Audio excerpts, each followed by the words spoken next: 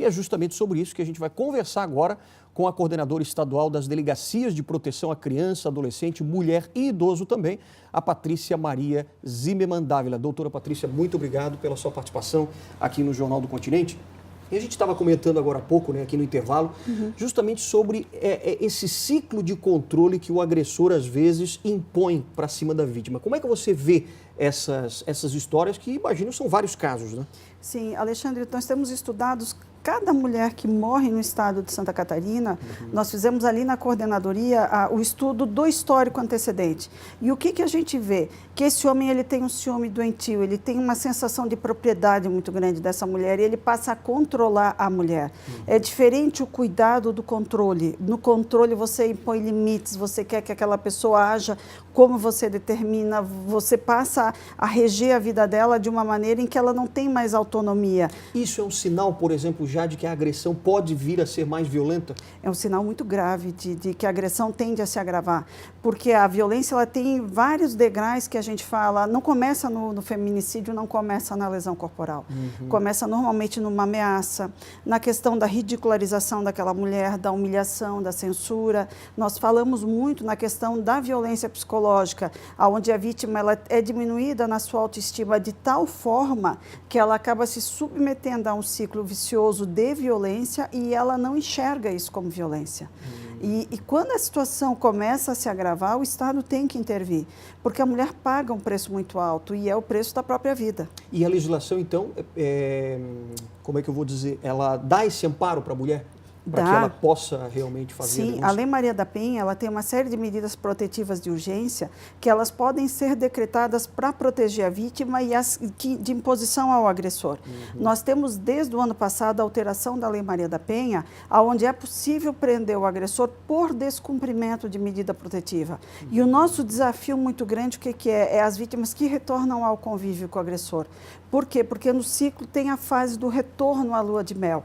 Então elas acreditam que ele vai melhorar, que ele vai voltar a ser um bom homem e aí acabam se expondo novamente a essa situação da violência. E muitas vezes as mulheres, a gente até se pergunta, né?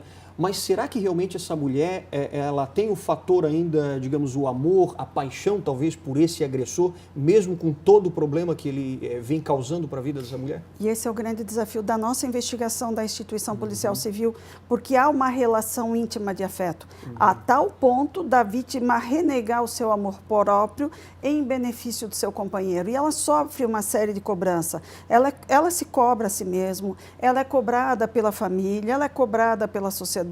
Muitas vezes aquele agressor é um bom pai, mas ele não é um bom companheiro, mas ele não é um bom marido. A gente costuma dizer que essa mulher ela é coisificada na mão desse autor, ou seja, ele vê a mulher como uma coisa, como um objeto, como uma propriedade, não como a sua companheira. Então a relação que era de afeto passa a ser relação abusiva e relação agressiva. Quer dizer que agora, por exemplo, nesse caso que a gente acabou de ver, da advogada, né, 26 anos apenas, o agressor, namorado com 22 anos, se não me engano aqui pela reportagem que passou, isso também já é um alerta para ela, no caso, de que, claro, não chegou talvez aos finalmente, digamos assim, de tirar até a própria vida dela, mas essa agressão já é um sinal de alerta em que ela deve ficar longe o mais rápido possível. E ele demonstrou uma agressividade muito grande. Ele desferiu um soco na face dessa vítima.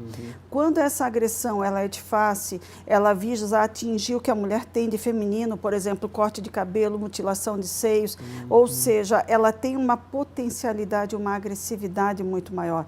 Ela está, sim, numa situação de risco. E o que a gente orienta? Ela recebeu a medida protetiva de urgência. Se ele manter contato ou procurá-la, ela deve procurar a delegacia de polícia, ela deve noticiar, porque ele não foi preso em flagrante, mas havendo os requisitos da prisão preventiva, o delegado de polícia civil vai representar pela prisão preventiva. E o juiz pode decretar? Sim, e a Polícia Civil do Estado de Santa Catarina, ela tem como programa institucional o programa Polícia Civil por Elas, que é uma série de ações de proteção e empoderamento das vítimas, trabalho com os agressores, trabalho com crianças na escola e trabalho com as equipes das delegacias especializadas.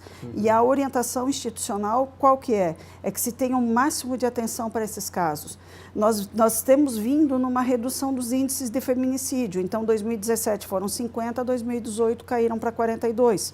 Mas Pelo outro lado, ameaça, injúria, lesão, estupro, os índices têm aumentado. Por quê? Porque nós estamos chegando na vítima que está em casa, sofrendo por anos e não denunciando. Entendi. Então, eu acho que a primeira dica que a gente pode dar para as mulheres que estão em casa agora nos assistindo é que esse primeiro sinal de alerta já é aquilo que a senhora estava dizendo, que é a ridicularização, talvez, da mulher. Sim. E esse constante controle. Sim, ridicularização, controle, censura, humilhação. Então, o que a gente orienta para a mulher? Que ela não entre nesse ciclo. Procure uma delegacia da Polícia Civil, nós estamos preparados para orientá-la, para analisar a situação de risco, porque as delegacias, os delegados, eles têm feito essa análise de situação de risco. E a vítima às vezes não percebe. Então, antes de que aconteça algo mais grave, nós procuramos agir. E deixa eu citar um exemplo da cidade de Chapecó. Chapecó, no ano de 2017, nós tivemos vários casos de feminicídio e foi a comarca que mais prendeu autores por descumprimento de medida protetiva de urgência. Em contrapartida, em 2018, os índices foram zerados em Chapecó. Nenhuma mulher morreu em violência doméstica e familiar. Então, fica o alerta, né, da instituição. Fica o pedido para essas vítimas o cuidado. E esses homens que reflitam, porque quando uma mãe de família é morta, os filhos ficam órfãos de pai e de mãe. A mãe perde a vida e o pai perde a liberdade. Rapidamente, a senhora estava contando também que já existe um trabalho também com os homens, com os agressores, né? Isso. Esse trabalho é feito com os autores de violência.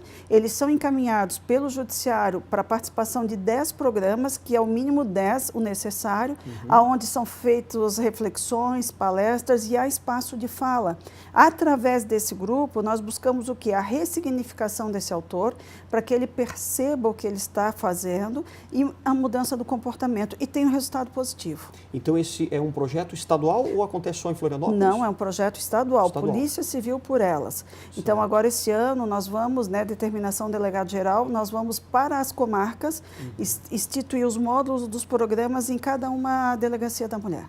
Maravilha. Fica então o apelo e o alerta, né, da doutora Patrícia Maria Zimmermann Dávila, que é coordenadora então estadual das Delegacias de Proteção à Criança, Adolescente, à Mulher e também ao Idoso. Muito obrigado pela sua participação. Obrigada por ter esse espaço de fala e é importante a participação da imprensa, porque eu tenho certeza que aquela mulher que está dentro de casa, muitas vezes sofrendo e que nos ouve nesse momento, ela se encoraja e procura ajuda. Sem dúvida, essa é a intenção, né?